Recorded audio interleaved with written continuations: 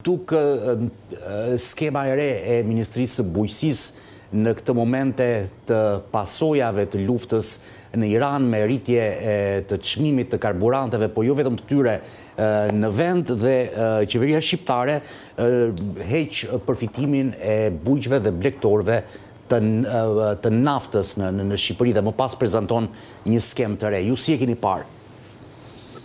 Po, është një sjellje e çuditshme e qeverisë, sepse edhe sikur vendimi kishte marrë para krizës, edhe të kishte argumenta për heqjen e skemës mbështetjes me naftë pa taksa, në fakt skema ka pas dobësi, por heqja në këtë momentin e shpërtimit të krizës dhe rritjes së çmimit naftës, edhe në rast se kishin vendosur duhet të rriheshi nga i vendim dhe ishte një mas tjetër për të marrë.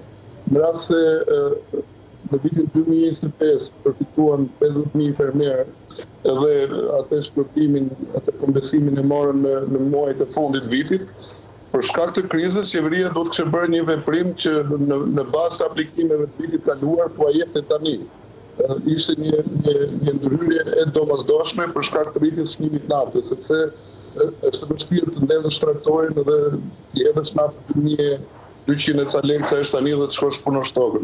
Kështu detyrisht qeveria e hoqi dhe realisht ai kompensimi tjetër 10% faturave të shitjes, ai llogaritë fillojnë korrekt, sepse duhet kaloj me ditë vendos një herë 6 muaj, duhet mbyllet 6 muaj i parë, bëjnë kërkesa fermerët në korrik dhe pastaj filloj drejtoria tatime të llogaritë dhe të çojnë në llogaritë. Pra, ishte një veprim pa kuptueshëm që nuk ka lidhje me ndërhyrjet e qeverive tjera, qoftë rajone, qoftë Bashkimit Evropian. Gjitha qeveritë e tjera po ndërhyjnë me emergjencë për të ulur kostën e prodhimit, se është vetëm një mënyrë për të mbrojtur dhe konsumatorin, për të penguar rritjen e çmimeve të produkteve bujqësore në treg. Qeveria jonë mori atë masë është e pa kuptueshme. Si do të ndikojë drejt për drejt kjo masë e qeverisë, zoti Sharka, në analizën tuaj? Ndikimi drejt për drejt është që shumë fermerë do ta lënë tokën pa punuar. Nuk është faji i tyre, nuk është mungesë iniciative, por e kanë pamundur. Edhe fermeri me i pashkoll, po themi, në dita bën një llogari dhe i llogarit dhe shpenzimet, mirë po ta blesh naftën me atë çmim që është sot në treg. Edhe inputet, sepse rritja e çmimit naftës ka pas një ndikim direkt në rritjen e çmimit të inputeve bujqësore, plerave bazë që përdoren tani, sepse tani mbillen bimet, tani kultivohet toka, dhe do kemi ulje të prodhimit të vendit, do kemi përdorim të pakët të plerave, do kemi ulje të rendimentit, dhe për pasojë do kemi një dominim më të madh të produkteve të importit. Kjo është pasoja më e keqe që do jetë për sektorin. Fermerët do kemi hektar toka tjerë që nuk do punohen, shumë ka që punohen, por do shtohet kjo sasi, sepse është e pamundur të punosh tokën me këtë çmim nafte. Prandaj veprimi i qeverisë ishte në kontekstin e gabuar shumë, është një veprim i pakuptueshëm shumë. Ministri i Bujqësisë deklaroi ditë më përpara kur njoftoi edhe ndryshimin e skemës se skema kombëtare për bujqësim, tha ai, dhe blegtorim këtë vit do të jetë në vlerën 5.2 miliardë lekë. Por çfarë dim ne konkretisht? Dim të shumën 5.2 miliardë lekë, por çfarë dim konkretisht për ndihmën që u shkon bujqëve dhe fermerëve në vend me këtë skemë? Po, është aq, por qeveria mundohet, qoftë edhe ministri i ri mundohet ta shesin këtë si një rritje në krahasim me vitet e kaluara, ka rritje në krahasim me vitet e kaluara, por ajo që i ve përballë argument pa kundërshtueshëm në qeverinë është që në krahasim me mesatarën e rajonit, krahasim me Kosovën, do mundi 3 deri 5 herë më pak. Edhe fillon ai qasja e gabuar e kësaj qeverie me bujqësinë, sepse ka një kontradikt madhe. Qoftë në rajon, jetë Bashkimi Evropian që kontributi sektorit është 1 deri në 2% në prodhimin e brendshëm bruto. Po dhe në rajon është poshtë 10%, që tek ne ka qenë 20%, tani sipas shifrave të statit ka rënë 15%. dhe një sektor që jep 15% kontribut në prodhimin e brendshëm bruto, të marri 3 herë më pak subvencione, mbështetje direkte për fermerët nga mesatare e rajonit, këtu fillon ngershi dhe këtu fillon qasja e gabuar nda bujqësisë. Po janë 50 milion, por ministri duhet shpjegoj që gati 15 milion janë për grande, për investime, për kompensuar mungesën e fondeve e park, dhe kjo mbështetja direkte me skema shkon këtë 32 milion. Ndryshimi ka qenë një arnim në heqjen e dyshemes, për shembull deri 10 vjetë ka qenë që duhet kishe 10 lopë e sipër që të merje atë 100.000 lekë vjetra për krerë. Si vjetë e ulen e çu në 5. Mirë po është një ndërhyrje shumë e vonesë sepse gjithë fermerët që kishin fermat e vogla i u zhdukën dhe nuk ekzistojnë më. Edhe ju dihet publikisht edhe nga shifrat e statit që kemi rënë një drastike të numrit gjedhë dhe timtave. Është një masë shumë e vonuar edhe e pa efektshme. Sa do të jarënosh 32 milion euro për sektorin e bujqësisë, për peshën që ka sektori, tek ne nuk jep efekt dhe shifrat e recesioni i 2 viteve të fundit, stagnacioni i para këtyre 2 viteve në sektor tregon që skemat ka qenë pa efektshme dhe nuk kanë ndihmuar në zhvillimin e sektorit. Problemi është që tani ne konsumatori do përballet me pasojat e këtyre politikave, sepse nesër blegtorët prodhuesit e qumshit kanë lajmëruar një protestë dhe argumentet e tyre janë pakundërshtueshme. Ata kanë një shtesë nga 100.000 lekë vjetra për krerë lopë, si vjetë do marrin 120.000. Dhe ka një tavan çuditshëm që po kemë mbi 100 krerë nuk merr. Ne ankohemi se është vërtet që dallimi dobësia e sektorit në krahasim me vendet e Bashkimit Evropian është që ne kemi ferma të vogla. Mirë po ti vetë avanën, dhe që të stimulosh rritjen e fermave, që të shkosh drejt standardit të Bashkimit Evropian, ti thua që deri në 100 krerë do të japun, pastaj do ta përgjysmoj edhe atë pak subvencion që jep. Ata do marrin 120.000 lekë vjetra për lopë, për krerë gjedhë, mirë po nuk do marrin atë ndihmën e naftës, sepse u hoq. Edhe nga llogaria ata merrin 500.000 lekë, tani do marrin humbin 300.000. Dhe për këtë do dalin protestë nesër dhe mirë është të kenë solidaritet. Nesër kjo protestë do të sharka? Ku do të mbahet? Ku do të mbahet nesër kjo protestë? Pra në Ministrisë së Bujqësisë, nga shoqata e prodhuesve të qumshit. Ato kanë një problem shumë të madh që ne kemi ngritur, por nuk u morën konsiderat. Unë u përpoqja gjeta mënyrën që të shkoja në Komisionin e Ekonomisë kur u miratua buxheti. Edhe në atë kohë u diskutua dhe ky mënyra e dhënies së 10% kompensimit për faturat e fermerëve. Dhe aty ka një paradoks, një përjashtim të madh. Tani fermat e gjellëve që janë në Shqipëri janë subjekte të VSH-s. Ky kompensimi 10% që është për të amortizuar kostën dhe për të kompensuar kostën e lartë të prodhimit, jepet vetëm për fermerët që shesin me ato faturë, e blenë subjekte tregtare që janë subjekte të VSH-s. Shumica e këtyre ose shesin të baxhot që nuk janë subjekte të VSH-s, të baxhot e vogla e këtyre prodhuesve, ose janë vetë subjekte të VSH-s dhe nuk lëshojnë ato faturë, nuk shesin me ato faturë, pa emitojnë vetë faturën. Dhe këta janë përjashtuar nga i 10%, dhe për këtë dalin protestë. Pra ata marrin 120.000 lekë vjetra për krerë lopë, që është e pakrahasueshme me mendimet që jep rajoni, dhe ata janë shumë vështirësi, sepse ju them një dhënë të sigurt që rritja e çmimit naftës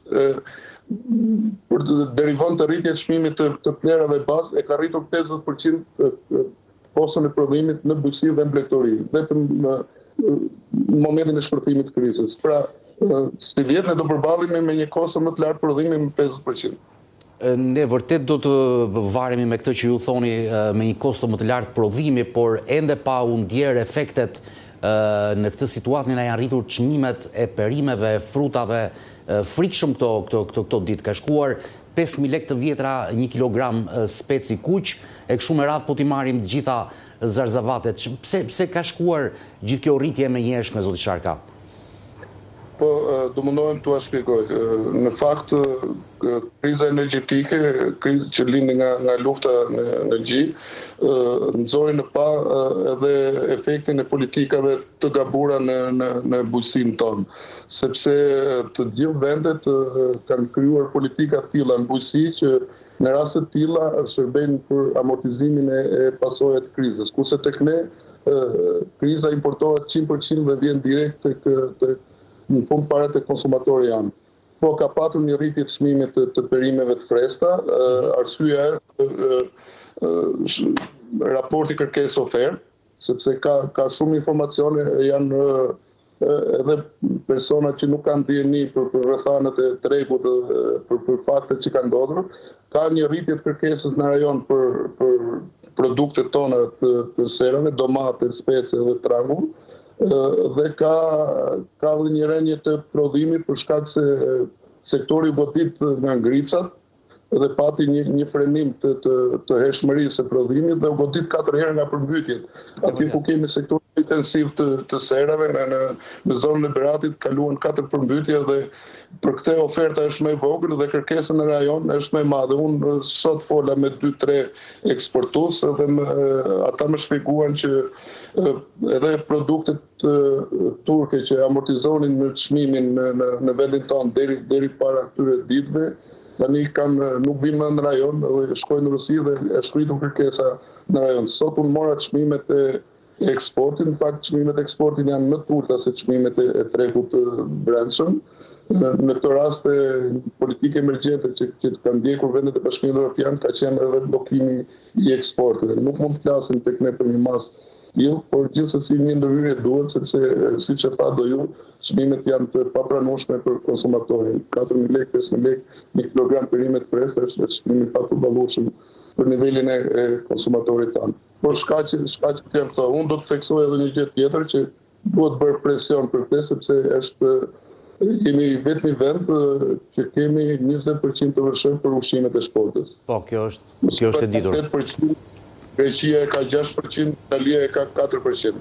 Në rast se ju bleni 1 kilogram domate me faturë fiskale, e bleni në një dyqan në rrugë formale, shteti merr 30% çmimet e merr të vështirë, sepse 20% e merr në mënyrë direkte dhe 10% e merr në mënyrë indirekte, duke ja marrë fermerëve nëpërmjet tregtarëve të inputeve, sepse ne kemi në fuqi një gaf fiskale që ka vite që diskutohet, por qeveria nuk e rregullon. Kemi atë fenomenin që blehet me zero të vështirë nga fermerët dhe shitet me 20% në treg. Po arsyeja kryesore është shkalla e lartë të vështirës që jemi mesatari i Evropës është 9%. E rrit mesatarin e Evropës, e rrit Danimarka që ka 22%.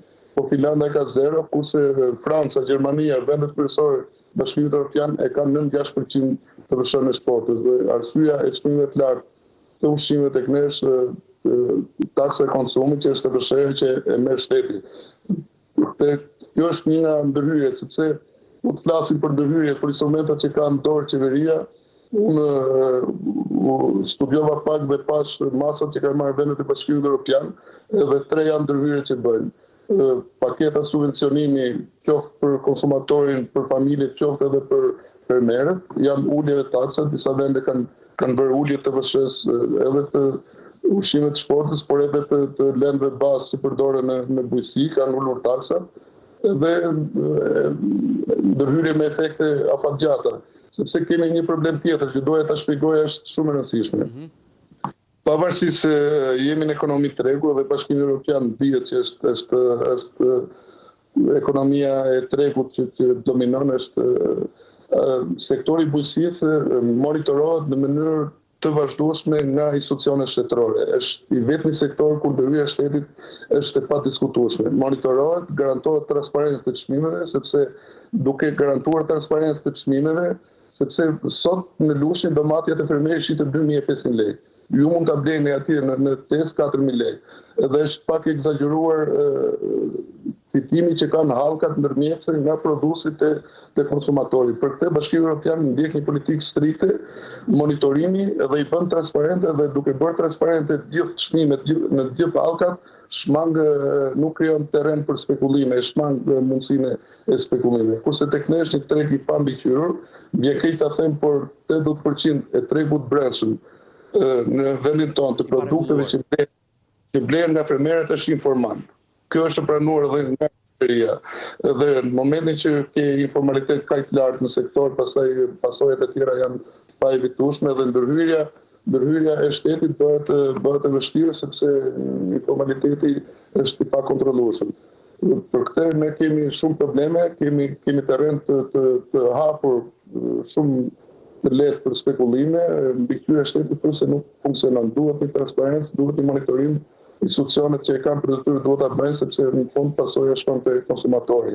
Dhe ajo pasoja me e keqe që do jetë, ndoshta sot nuk ndihet, sot ka filluar ndihet, por ne do humbim suverenitetin ushqimor, do dominohemi nga produktet e importit dhe pastaj në kushtet e rritjes së çmimit të energjisë, transporti kushton shumë dhe ne do kemi çmime shumë të larta edhe për këtë arsye, sepse prodhimi i vendit, transporti kushton pak, por ta marrësh nga importi një produkt ushqimor ke kosto të lartë të transportit. Mirë, por ne po e humbim suverenitetin, produkti vendës është duke u korrur dhe dominimi i produkteve të importit për shumë politika, për subvencionim të vogël, për politika të gabuara fiskale, për mos investime në sektor, janë një seri politika që kanë çuar në stat ku jemi sot.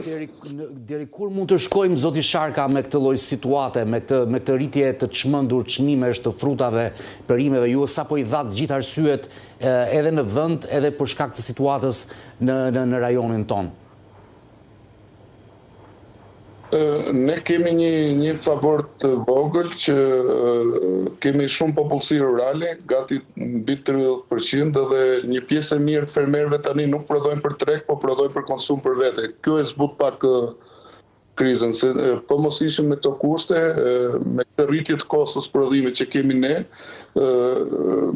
do përballemi me një krizë shumë të egër të rritjes së çmimeve në tregun e ushqimeve bazë.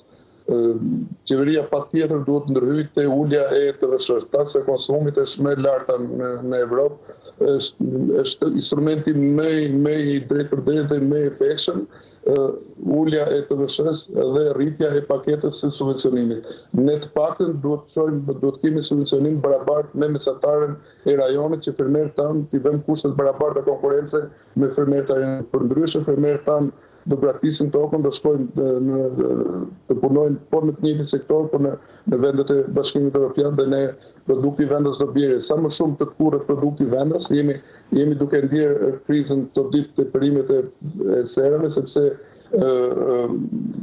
ulja e ofertës, rënja e prodhimit çoi në rritje të çmimit sepse kërkesa ishte më e madhe. Dhe në rast se do bjeri produkti vendës, do bjeri produkti vendas në trendin që tashmë në shifrat e statit, ne do përballemi me ushqimet të shtrejta dhe të dominuara nga ushqimet e importit. Kësaj duhet, një minutë më përpara, duhet ndryshuar në mënyrë drastike politikat në sektorin e bujqësisë që ta kemi frenim të këtij trendi dhe ndryshim duhet të rrit interesi i fermerëve për punuar tokën. Mund t'ju shtoj diçka. Po, për fund? Janë problemet kryesore të politikës përbashkëte agrare të Bashkimit Evropian. Është politika më e vjetër që është akoma në fuqi. Ka hyrë në fuqi me krijimin me 5 vendet e para të Bashkimit Evropian, është ristatuar në 2023 dhe është vetëm politikë që funksionon. Dy ka instrumentat kryesor, binar kryesor kur shtrihet. Ushqimet sigurta dhe me çmime të përballueshme për konsumatorin dhe dyta të ardhurat të drejta për fermerët. Në momentin që nuk krijon këtë ekuilibër, në momentin që ti nuk jetë ardhurat drejta për fermerët e braktisin sektorin, shkojnë punojnë në sektor tjerë dhe ulet prodhimi dhe rritet çmimet për konsumatorin. Tek ne jemi larg kësaj gjetjes të ekuilibri, bile nuk ka asnjë tentativë, gjithçka është në rënje të lirë, ka 13 vjet që qeverismi nga njëjta qeveri, edhe nuk kemi asnjë lloj ndryshimi të këtyre politikave. Shpresojmë me negociatën me Bashkimin Evropian që kjo politika përbashkët agrare e Bashkimit Evropian të bëhet e detyrueshme që të zbatohet dhe këtu, po shpresojmë mos jetë vonë sepse fermerët janë duke braktisur bujqësinë edhe Shqipërinë. Zoti Qarka, unë ju falenderoj për kohën, për analizën edhe uroj që zëri ekspertëve si ju padyshim të dëgjohet sa më shpejt nga autoritetet dhe nga qeveria. Faleminderit. Faleminderit juve, ishte kënaqësi. Do të kemi një hapësirë të shkurtër publicitare, rikthehemi pas pak.